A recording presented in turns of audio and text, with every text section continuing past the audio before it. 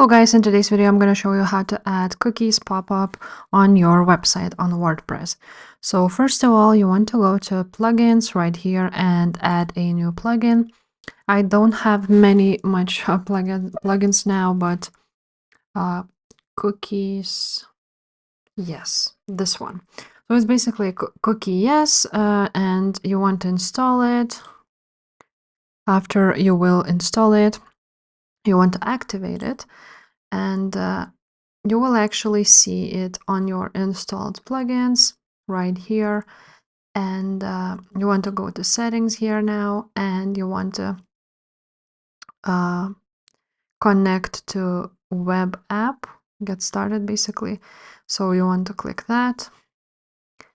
And as you can see, there's a free version here, and you want to create an account, then click connect for free, and you will basically sign in here.